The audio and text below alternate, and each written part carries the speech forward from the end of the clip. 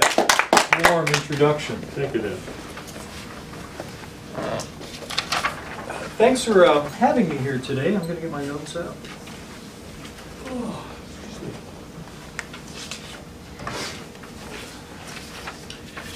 You notice that it's springtime now? Filming last night at a restaurant. I'm doing a promotional video. I was waiting for it to get dark, and it's 7:30. It's still light out. And it's a warm spring day today. I thought I'd dress in colors that were appropriate for a warm spring day. And you know, I really appreciate you having me here. I'm always flattered when people ask me to speak, and I'm even more amazed when people actually listen to what I have to say. So I appreciate in advance that you do that. I mean, actually, when people are writing things down what I say, and that's even a bigger bonus too. And so I understand that this is the kind of the graduate class of Toastmasters. So you're all destined for greatness here. I can't say, but I'm a little bit nervous for doing this. I have to thank my friend Joe's for inviting me. I spoke at the Toastmasters in San Jose, and now I feel like I'm just kind of part of the big Toastmasters family. The joke that I've used before is that, you know, I'm speaking in front of Toastmasters, all you professional speakers, this is how it must feel like when a psychiatrist has to lay down on his own couch, because I get all these professionals in front of me doing this. Anyway, you know, the important thing here today is that I really like to have a dialogue with the audience and not a monologue. And certainly I'm sure that, especially me, and I can only assume you don't want to hear me speak for 40 minutes. I'm encouraging you to speak up and to raise your hand. I think that what I'm going to be doing is giving a lot of opinions.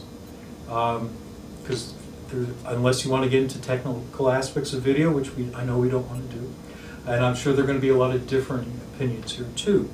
So I'm going to encourage, for a richer experience for everyone, is raise your hand. If you think that you strongly agree with me, if you disagree with me, maybe you don't want to raise your hand.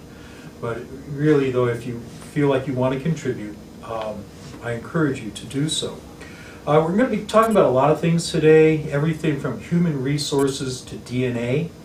And so I think you'll be a little bit surprised about what I'm going to be covering today. Thank you for the kind introduction. I'm Dan Powers, my company's Sound and Vision. And I help businesses and individuals too put their best foot forward in the video realm. And now, how do you do that? Are there any web designers out here? There is a web designer. You're the web designer, are you not? No? No. Okay. Has anybody worked in design at all? At all? You know, so, you know, it may be a little controversial, but I have learned that one thing is that you can learn good design by looking at bad design. Do you agree with that? Yeah. Okay. There's a great book out there if you're ever interested in learning about web design. It's called Web Pages That Suck. And it's in Barnes and Noble. And their premise is that let's look at all the bad design. And let's take that and learn what not to do. The same thing can be true for videos. God knows there's an awful lot of bad videos out there. And I'm not just talking about the kitten playing with the ball of yarn on YouTube. I mean bad, really bad business videos, bad testimonials, good intentions, but to be sure, but just really bad stuff. Just for the fact that I'm speaking on this topic today, it tells me of its timeliness.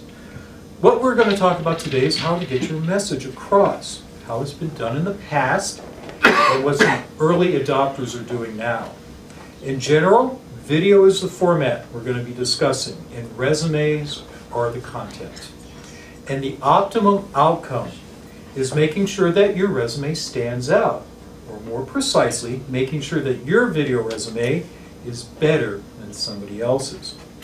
So if I start at the beginning, let me ask a question. Why is there any interest in this topic in the first place? Don't be shy. You have a video resume out. What motivated you to do that? It's the next thing that's going to be coming up. It's going to become the mainstay, and it will eventually replace the text resume, or at least it will be the thing that comes first and foremost to to the text resume. Okay, good. You could actually come up here and finish my talk today, because that's all about what I'm going to be talking about. You know, there are a couple of things that are happening. Is that the job market is intense now, and people are looking for an edge.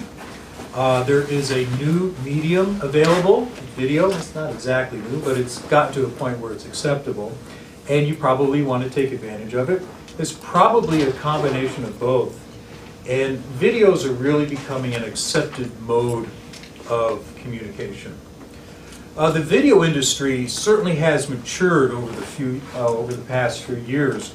I was talking to a film producer not too long ago, and he said down in Hollywood, when producers get caught up in a jam and they need some footage that they're not allowed to take, they will take out a Sony Handycam. And they will take crowd shots, they will take establishing scenes, they will take photographs of buildings that they otherwise could not do with a big Panavision setup. And they do this in a very guerrilla type way. And these clips, to be sure, they're short, but nevertheless, they wind up on the big screen.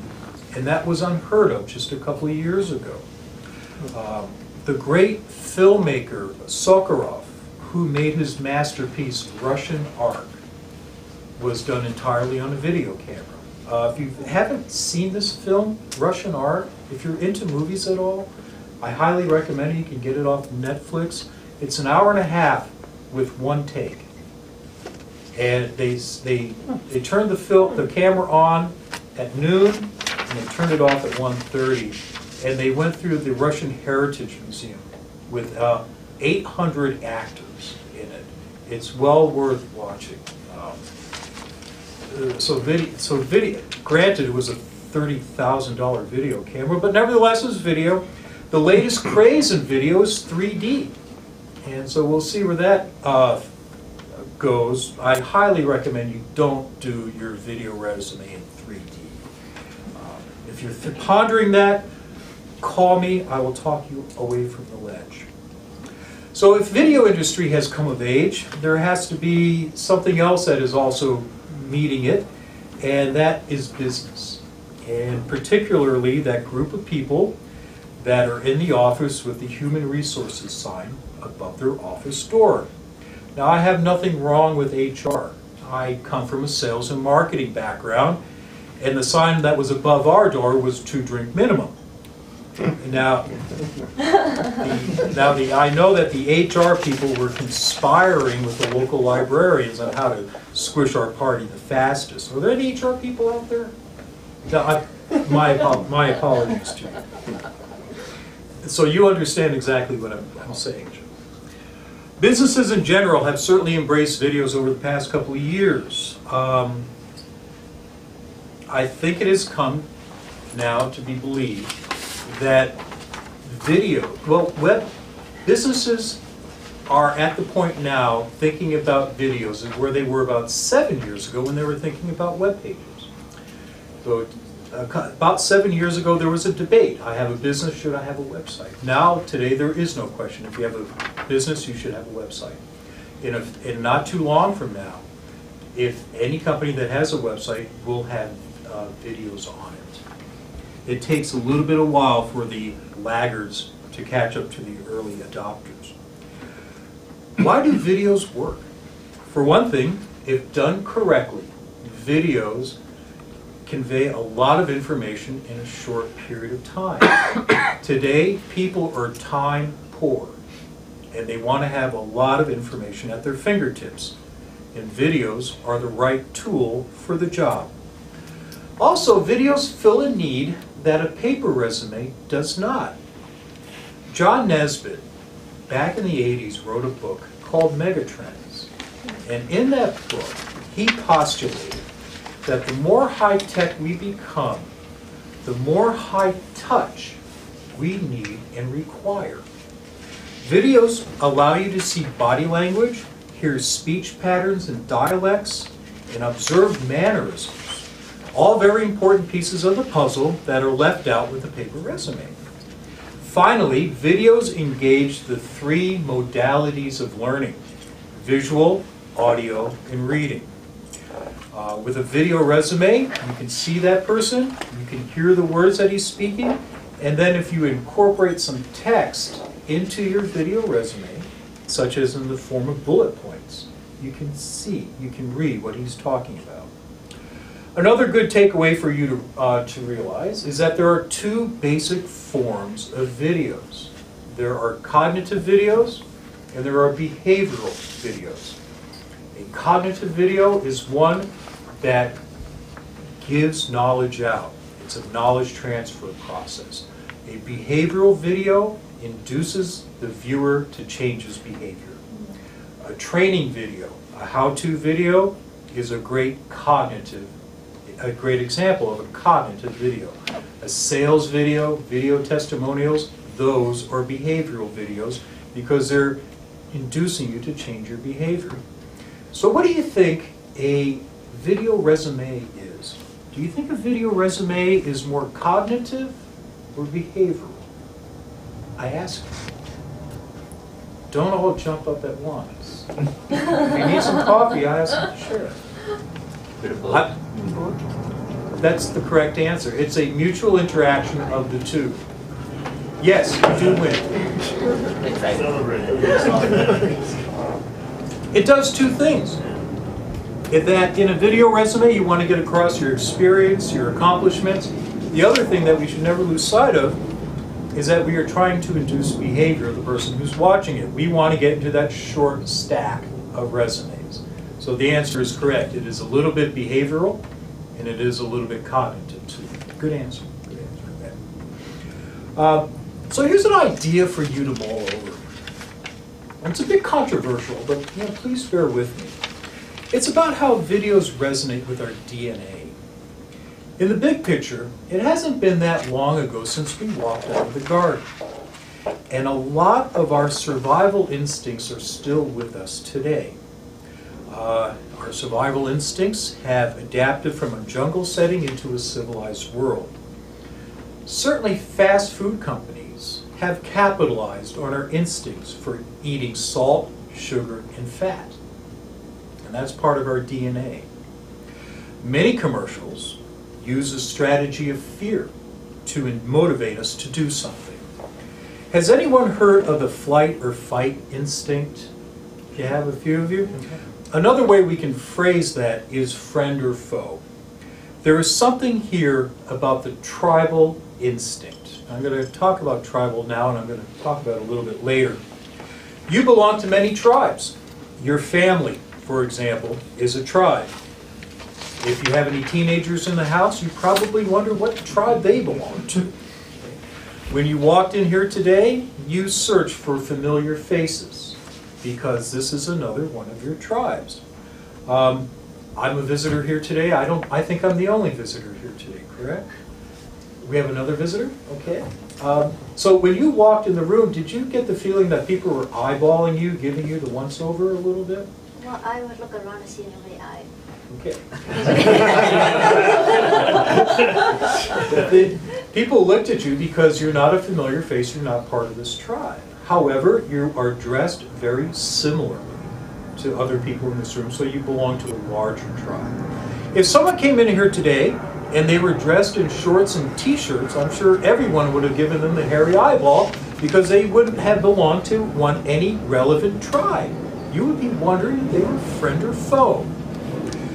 Video resumes partly answer that primal DNA question if you're friend or foe.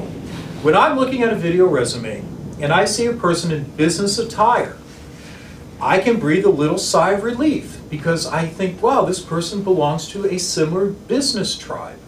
If that person in that video resume is articulate and uses language properly, I can be thinking that they are from a similar educational tribe. If that video is technical in nature, and it is appropriate to use some technical jargon in that video resume, I can be thinking that person belongs to the same technical tribe, and so on. The point here is that people judge you, most of it unconsciously, on the countless clues that you give off. The more clues that you can orchestrate from your side of the camera, the more of an edge you will have with your video resume. Has anyone heard of the 5-second rule? And this is not about food. Any hands going up on the 5-second rule? First impression? Yes, exactly. First impressions. Yeah. In the first 5 seconds, people are going to make a decision whether or not they're going to spend the first 5 minutes with you. And then within that 5 minutes, they're going to make a decision whether they want to spend more time with you. So it's up to you, within that first 5 seconds of your video resume, to resonate on as many different levels as you can. So let's talk about the job market and how the confluence of video technology and a tight job market make a perfect recipe for video resumes. This, by the way, ties into personal branding, and we'll touch upon that a little bit later today. So say you're unemployed. There are about 7 to 10 people vying for the same job that you are. If you are young, you may not have a lot of experience, but you can be had for cheap. If you're on the other side of the scale, you may have a lot of experience, but you may command a higher salary, but you also may face some age discrimination. And then there are the job boards. There's Monster, Yahoo, Craigslist. If you're technical, there's Dice. There's endless ways for you to push out your resume. Oh yeah, your resume. So you may have a general resume, an all-purpose resume, one size fits all. You may take your resume and tweak it for every different position that you apply for. You could have a chronological resume. You could have an experience-oriented resume. You may believe in mailing your resume on 100% linen paper. All of your resumes are loaded with specific keywords that when HR, remember HR, when they take your resume and they scan it with their optical character recognition software, their OCR software, they can find those keywords. And if you're one of the few of us who insists on using some sort of fancy font in your paper resume that the scanners cannot read, well then you're doomed. So, am I giving you a positive outlook here? Are you all feeling very insignificant at this point? So let's look at the other side of the equation.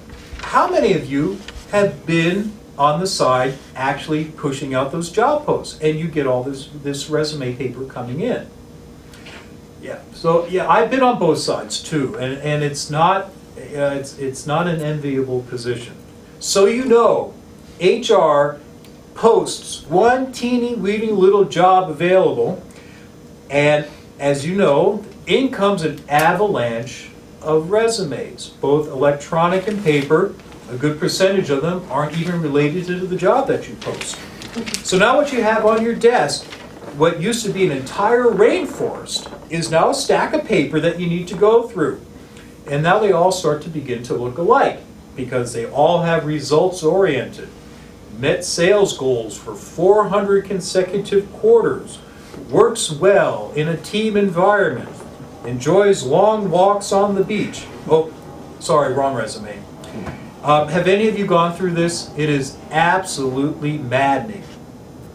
And I'm not even talking about the personal interview portion of this process.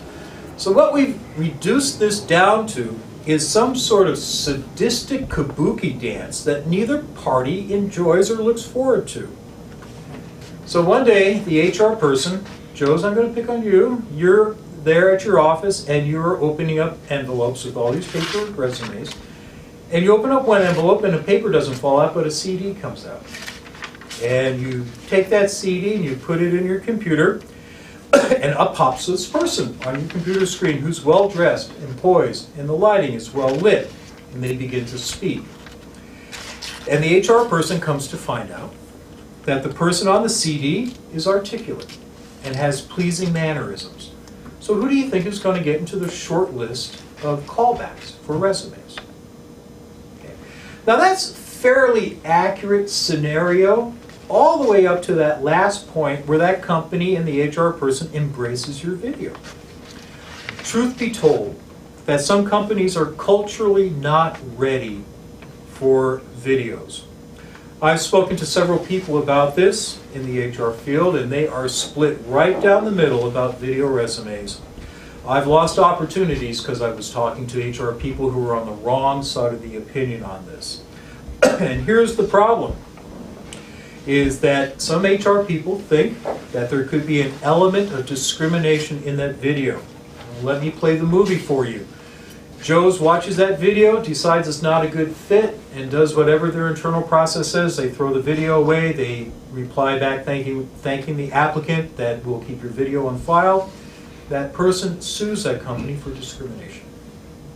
Now, I haven't actually heard of any lawsuits being filed, but some companies are fearful and they think this way.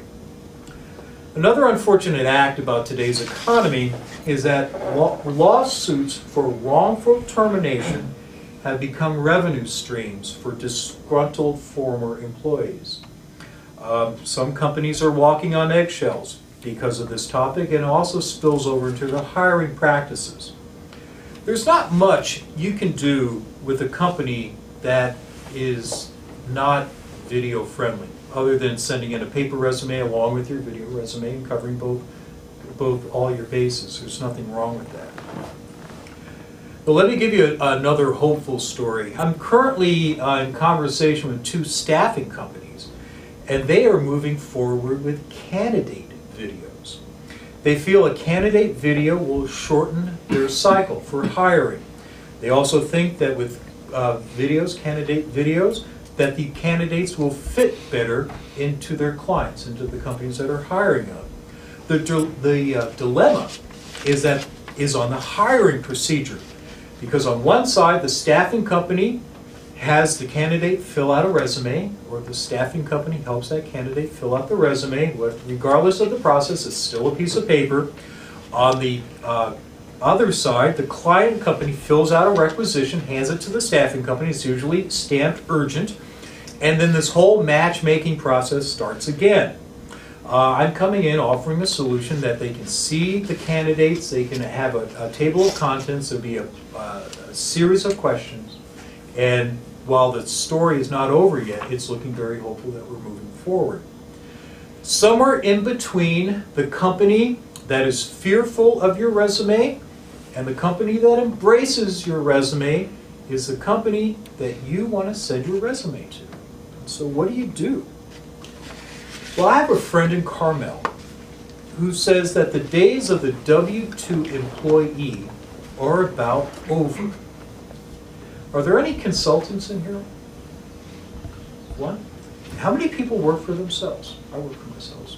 And Joe's, you work for yourselves. In other words, we are the fortunate minority who eat what we kill. So if we don't make the sale, and if we don't deliver the goods, we don't get a paycheck. Certainly we can see that the employee pension plan is an endangered species. Well, maybe not if you work for the city of San Jose, but that's another story. My father, part of the greatest generation, worked for one company for 35 years, and he retired in 1978. My mother still receives a pension check, and those days are about over. That great American bubble, the economic, cultural, societal bubble that we call baby boomers, is a phenomenon that we will never see again. Coming out of World War II in 1945, this country saw the largest push into higher education, population, suburbanization, consumerization, equal rights, higher net wealth, and steady employment that we never saw before and we will probably never see again. So help me out here. How many jobs do you think today's college grads are going to have through their employment history? 16. 15? 15? Yeah. I have 7 to 12, but we're right in that ballpark. The day of the career employee is about over. I forget the statistics, but hundreds of thousands of jobs have been lost in this country, and they are never coming back. Production is up, but employee headcount is down. Companies are working more efficiently today.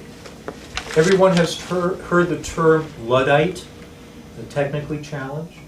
Does everyone know where that phrase comes from? It comes from the 1800s in England, where textile workers were protesting because they were losing their jobs to machinery. People have been losing their jobs to machinery for hundreds of years. Now, to be fair, thousands of jobs have also been created because of technology. The point here is that in a global economy, American businesses are struggling to find ways to compete with developing nations. They have two basic choices. They can increase revenue or decrease expenses. A W-2 employee is very expensive to keep. His 1099 counterpart is anywhere from 20 to 35% cheaper for a company. American businesses, I believe, are trending towards a contractor model for many reasons. And the sooner we begin to accept this fact, the sooner we can react to it. So what does that mean? It means that you, and not the company that you are working for, are in charge and you're responsible for your own career arc. I think this is a paradigm and a brave new world that we're moving into. And the sooner we get on top of that and get in charge of our personal branding, the better. So personal branding. What is personal branding? If I zoom out a little bit and ask a bigger picture, what does branding mean? Anyone? I'm not leaving this point until I get some feedback. What's branding? Not tattoos. I'm sorry? It's the impression of the image of the person or company. That's one excellent answer. Are there any others? People It should be a chat? symbol, some logo or word or phrase or something that, or maybe the name of the company I that's thought- associated with all sorts of good feelings, Very good which may answer. or may not be true. All right. The image you project, sorry. The image that you project? Excellent. Sir? Is the perception of the promise of the company. The promise of the company. Yeah. You know, yes, please. It's your differentiation. Thank you. Your differentiation? Because, I mean, people can brand themselves the same way and then you're not standing out. So you need to represent what you stand for in a differentiated way. Got it. You know, I have to congratulate you. I ask this question a lot because people throw the word branding out all the time and they really don't. This is probably the most accurate answer that I've gotten from any group, so you need to know. You've done well. I like to quote from a friend of mine who's also a great graphics designer. And on her website, she writes, "What is branding exactly? It is the perceived emotional corporate image as a whole." So you're exactly correct. You could describe brand as an organization, service, or product with a personality that is shaped by the perceptions of the audience. So you're right again. The fundamental idea here of having an image is that everything that the company does, everything that it owns, and everything that it produces reflects the values and aims of the business as a whole. It is the consistency of this core idea that makes up the company, driving it, showing what it stands for, what it believes in, and why it exists. It is not purely some colors, fonts, or a logo. Apple is an emotionally humanistic brand that really connects with people. When people bosses, they feel they are part of the brand, part of the tribe. I think that is one of the best definitions of branding I've heard. I think it's time for us to talk about personal branding. For those of us in the audience who are more disposed with using the left or the more analytical part of their brain, this subject may hurt a little.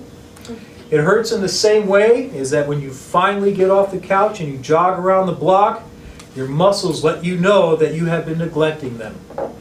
For the analytical amongst us, it is time to get a little creative. I was talking with an optometrist the other day about producing videos for one of his inventions. He has invented a device that is used for, it's a stand to prop up Apple iProducts. So you can put an iPad on it, you can put an iPhone, any products on there. And he was kind of an old duffer. And I looked at his site, and there was a photo of someone using the product. And this person looked like they spent too much time on the couch, and they were benefiting from a $2 haircut, and they were sitting there kind of slumped over working on the product. And so this person definitely needed a big makeover. So I call him up. I was referred by a branding company. And I said, so Paul, what are your ideas? I always like to get into that, what they're thinking of. And the guy said, well, you know, I want to have a video that demonstrates someone using my products. I have a definite demographic that I want to reach out to. So I want that person in a tie, in a shirt. I want them sitting at a table using my product. And if I'm feeling a little adventurous, I want that person to smile as if he's enjoying himself using this product. I love this job. I tell you, I'm glad I was on the phone and not in person because I was rolling my eyes. So I said, Paul, I go, dude,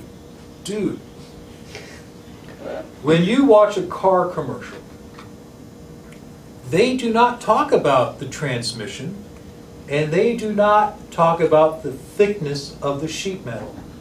But when you see a car commercial, you see a guy in a convertible with shades on, with one hand on the wheel, one hand around a beautiful girl, and they're driving down the sunset. And I go, Paul, that's what I need to do for you. And he mumbled something. And a couple of days later, he called me up. He goes, Dan, I've got it. I want these people to have fun. I want them to be using my product. I want to show them having fun. He's all excited because he got that idea about branding his product. It's not about the functionality of it. It's about the sizzle, not necessarily the steak. So that's it. So it was crossing the chasm from getting to a point where someone is just working with the product to where they're driving down the sunset. Now, of course, if you put a video resume together and you incorporate yourself in a convertible, driving down the sunset with your arm around a beautiful woman, more power to you. However, perhaps a more effective video will be one that sets you apart from the crowd. It's going to be a similar process with personal branding. I mean, if you put together in other words, what I want to talk about are the visual elements of your video. In other words, the form and the content. So let me ask the audience, how do you think you should lead off on a video resume? Other than introducing yourself, hi, I'm Dan, I've been in sales for 400 consecutive quarters. You got that part. How do you lead off? Music. Music. So some introductory music. Okay. Taps, perhaps, if you're not very. Or the wedding march. I don't know. Okay. You remember the five. You remember the. No, let's not use taps or the wedding march. Do you remember the 5-second rule we were talking about earlier? Let's begin with that. When I'm consulting with companies, and I'm talking about corporate identity videos, I ask them, well, what do you want to have on your video? Corporate identity video. This is a minute video. Their opening foray into the world. And unfortunately, I can almost say it verbatim. I'm talking to the business owner and he says, what I want to put on my video is that I've been in business for 35 years. I have 1,600 customers. Customer service is my #1 priority. I feel like slapping these people around. Even if they take that advanced class in marketing and they match up features and benefits. I've been in business for 35 years. I'm not going anywhere. I have 1,300 customers. I must be doing something right. customer service is my #1 priority. You will be satisfied. I think that there is something even greater at hand. You always have to remember to keep your audience in mind. Put yourself in their shoes. The only reason that a person is watching your video is to see if you can solve their business problem. And that's not always apparent, as it seems.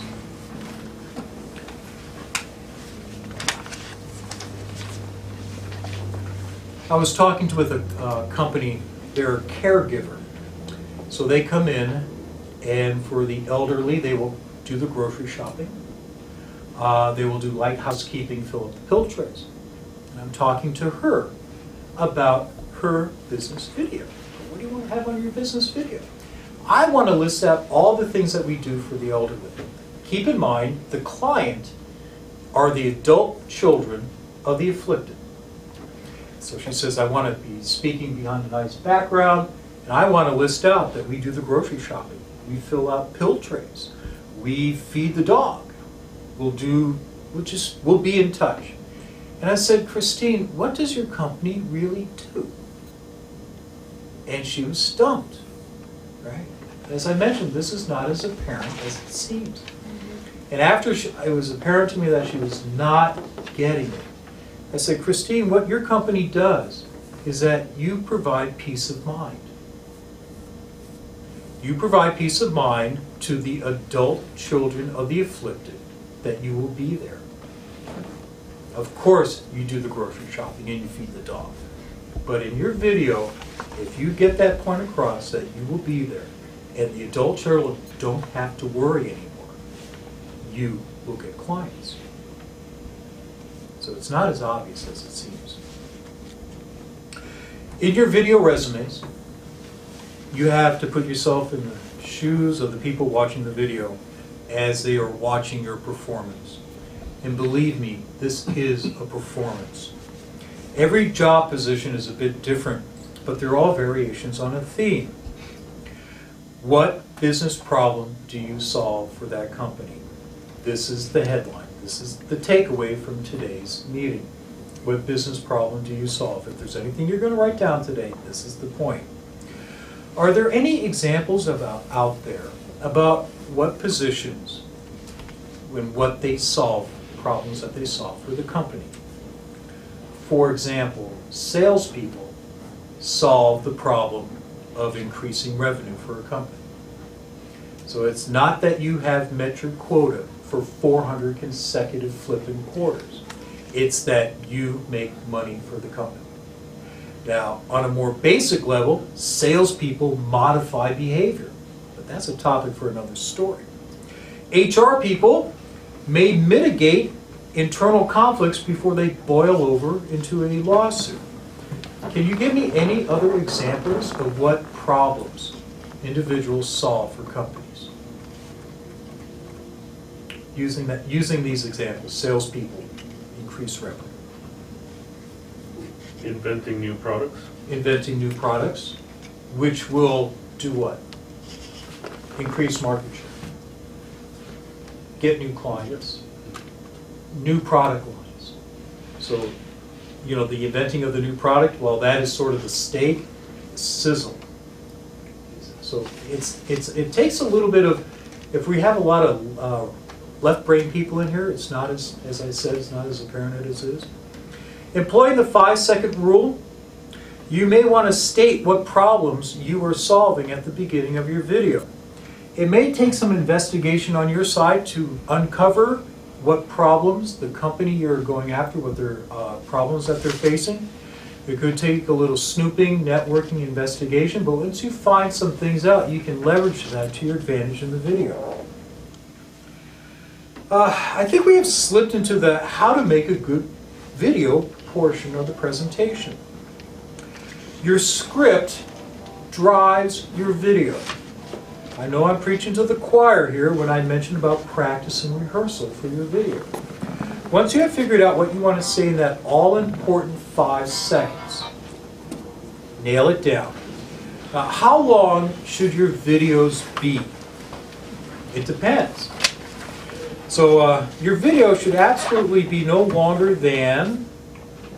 Does anybody know who Keith Richards is? Yeah. Guitar player for the Rolling Stones? What decade? Yes, exactly. Keith Richards said that a pop song has no business being any longer than 2 minutes and 35 seconds. And that's about the outside boundary of our attention span. It used to be a lot longer, but that's another story too. Unless you have some special circumstances, even 2 minutes is stretching it. Please remember, one of the beautiful things about video is that they carry a lot of information in a short period of time. I'm a performing musician, and I have a band, and I play out with many other bands. One of our mantras on stage is always leave the audience wanting more. And so you don't want to have the person watching your video with the noose around their neck just waiting for you to finish up on your video resume. In regarding to what a video should look like, the visual elements, this is just as important as the content of your video. Keep in mind, the whole reason why we put videos together is to create an emotional connection with our audience. This is done in 2 ways, the script and the visual composition. First of all, I think you should have some sort of opening title, something that says who, what, and why you are. Or you may want to consider lower thirds. People know what lower thirds are? Excuse me. So lower thirds, if you've ever seen a live news broadcast, a journalist is in front of a fire or something like that, they have that lower third where it says what their name is and the TV. Those are lower thirds. So you may want to incorporate lower thirds into your video too. A poorly produced video will ruin a perfect script, and just as a slipshod performance will otherwise ruin a good video. The thing about videos and video resumes in general is that you can go from good to great with not a lot of effort. And I like to spend some time on that, telling you how to get from good to great, because you really don't need me to put together a good video. Some of the elements that need to be addressed. I can't emphasize too much the importance of good audio. Stanley Kubrick said that every movie, the soundtrack, the audio is 80% of a movie. So it doesn't matter if you have a handy cam like that, what you're using in the background, but you need to invest in a good microphone. The microphone on the camera is not going to cut it. So I wholeheartedly recommend that you invest, rent, borrow, or steal a lapel microphone. And so your audio is going to, you won't have a lot of reflections off the room. The background for your video needs to be something, this would make a good video background without the creases in it. If you can get into if you can rent something, and the room needs to be quiet, but the background needs to be of a neutral color. Your clothing should be beige. Don't wear what I'm wearing for a video. Stripes are great, but you don't want an entire white shirt. You don't also want herringbone either, because that creates some sort of weird pattern on your video. Any photographers out there? What? This is a tough room. What do you guys do? Non-professional. You're Non-professional. Non-professional. Okay. So you have to work with me. Have you ever heard of the rule of thirds? Yes. Okay. Can you kindly describe, while I drink some coffee, the rule of thirds to the audience, please? Okay, great. So if you take a photograph or a picture, you break it up into 3 parts vertically equally, as well as 3 parts horizontally. And what you get at the intersection at the top column or the top row is the rule of thirds. So what it said is the person or the object of interest should be at the intersection of those lines towards the top 2 intersections. That's where your eye generally focuses by default. Excellent. Well done. Rule of thirds illustrated. This is rule of thirds. What you want to do is not put yourself dead center in your video. Ideally, you're going to want to put yourself here or here. I have taken the liberty to bring in some examples of rule of thirds, and I'd like to pass these out. But take a look at how the rule of thirds works. Then we're getting Done? close to our break. In a Thank few you. minutes, but- I'm just about done. This is the fun part where Joe's really hates me. And I am wrapping up. So I have taken some screenshots. I've taken the liberty of taking some screenshots of some local Toastmasters clips off their video. Does anybody know this person? No? Doug Willard? So this is Toastmasters San Jose. And have you noticed that he is dead center in his video clip? What I did through a little bit of editing magic is that I put him on 1/3. And you can see how he reads just a little bit better than being right dead set in the middle. Another example is Len. This is also from a Toastmasters video clip. Len is dead center. And then I move Len over a little bit into 1/3. So I would say that I hope this example will let you know that keep yourself in the rule of thirds and it will read a lot better. Finally, once you get your video done, what do you do with it? So you put it, I'm going to wrap up, is the video is done, you want to use a format called MPEG-4, which is a universal format that most computers can understand, and also that it can be uploaded to the internet. Speaking of uploading to the internet, what I suggest that you do if you are looking for a job, everyone hear of QR codes by chance? QR code? I liberated this from the lobby. That's a QR code in the back, right there. So if you take your smartphone and read that QR code, it will take you to a specific website. I suggest once you upload your video to the internet, and you can keep it private, you don't have to keep it out there for the world to see, but then you have a URL, and then you can Google quick code generator, and you can find a quick code generator, put in the URL where your video is living, and it will generate one of these for you. Quick code generators are free. Once you have this JPEG, if you're looking for a job, get some Avery labeled business cards and put this quick code generator on it. And people can scan it and go right up to your video resume. Words to the wise. So I've been given the red light. I've covered a lot of things. You've all been very docile. I don't know if that's good or not.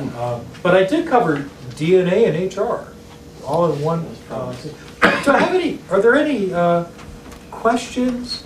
Was I talking on the right subject? What you weren't learning about, didn't know how to build a gazebo, I hope. Yes? Follow up to the answer I gave. I'm a hiring manager. I have actually a bunch of open positions right now.